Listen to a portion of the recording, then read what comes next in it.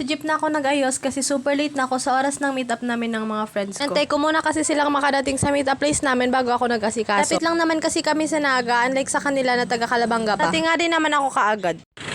Hi guys, nasa meetup place na ako ng mga kaibigan ko. Pero i-chat ko sila na di ako makakapunta. Tapos bibidyoan ko sila, titingnan ko yung reaction nila. Here at E-Mall. Chat ko muna sila. Parang failed kasi bago pa daw mabasa ni Tita Lancy yung chat ko ay nakita na nila ako. Ganda nga nila, halatang pinaghandaan, hindi kagaya ko na hindi naligo. Sa E-Mall pala kami and pupunta kami ngayon sa SM. Guys, pupunta na po kaming SM. Ay!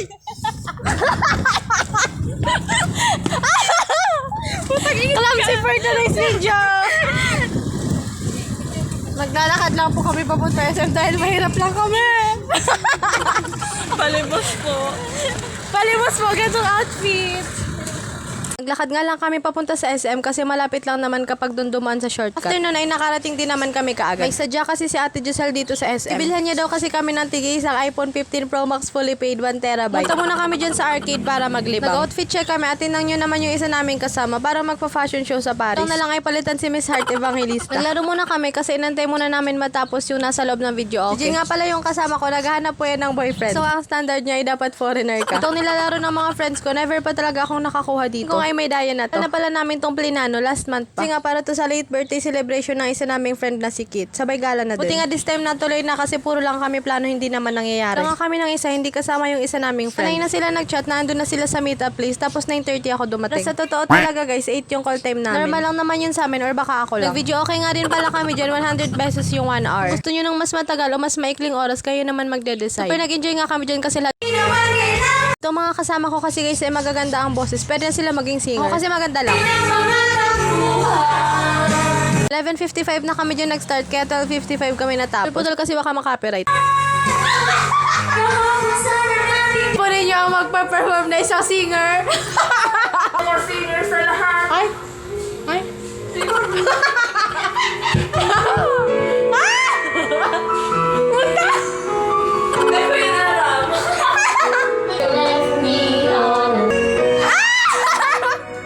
At after nun, pumunta naman kami sa Magsaysay. Pupunta kasi kami sa Soul 199. Nakarating din naman kami kaagad dito sa place. Mga gantong oras nga ay hindi pa masyadong madami ang tao. Pabor nga sa amin yun. Pag bandang hapon at gabi na, madami ng tao dito. Pagdating namin ay nagbayad muna kami. Talagang 199 pesos nga ay unlimited na kayong makakakain dito. Kapag birthday mo ay free ka lang makakakain dito as long as na may proof ka. After namin magbayad ay naghanap na din kami ng pwesto and kumuha na din kami ng mga pagkain. Ang galing nga guys kasi may bago sila sa menu na unlimited din. Ito yung tofu sisig. Super nagustuhan nga din namin yan. Masarap kasi yung pagkakatimpla niya and crispy pa din yung tofu. Kaso nga ay wala kaming siomay na naabutan. Favorite ko pa naman yung dito. If gusto nyo nga din mag-add ng unli cheese, mag-add lang kayo ng 60 pesos. Tawak naman dito yung place kaya okay na okay. Pa-sound trip din sila kaya nakaka-relax. Mas maganda nga dito pag gabi kasi highlight yung mga pailaw nila. Dapat nga dito ay malakas kayo kumain para masulit nyo ang binayad nyo. Super bet ko talaga yung mushroom soup nila. Yung lettuce nga pala dito ay hindi unli. Ipapakita nyo lang yung resibo nyo din bibigyan kayo depende kung ilan kayo. Okay lang yan kasi mabilis makabusog ang lettuce. Nagpagutom nga talaga kami bago pumunta dyan para masulit namin yung kakainin namin. Sa tingin ko naman ay nasulit ko kasi super busog ako to the point na hindi na namin maubos. Super saya nga din nakasabay ko sila kumain. Alam nyo ba guys na mababait din yung kaibigan ko. Mukha lang silang mga hindi mabait. Matatalino nga din yan at magagaling sa akad. Kaso nga lang ay mga attitude sila. Kadami-dami nga nilang kinuhang kimchi, ginawang ulam, hindi side dish.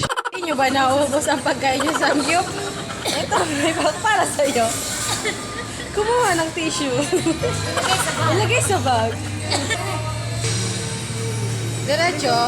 Sa plato. Diretso sa bag. Uy,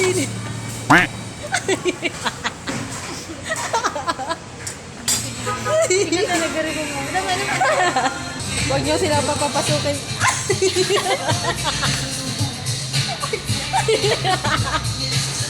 Huwag nyo sila.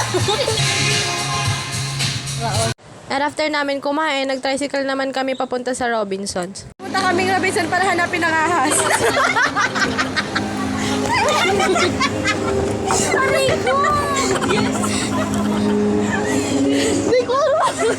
Super ganda nga pala ng view sa third floor ng Robinson. Kita ang isa ron. Kinain lang namin yung ice cream doon and after that, pumunta naman kami sa E-Mall. Bandang alas 5 ay nag-tricycle naman kami papunta sa terminal at umuwi na. Pagod pero super nag-enjoy kami. Kung nakaabot ka dito sa last part, thank you so much for watching. See you on my next mini vlog!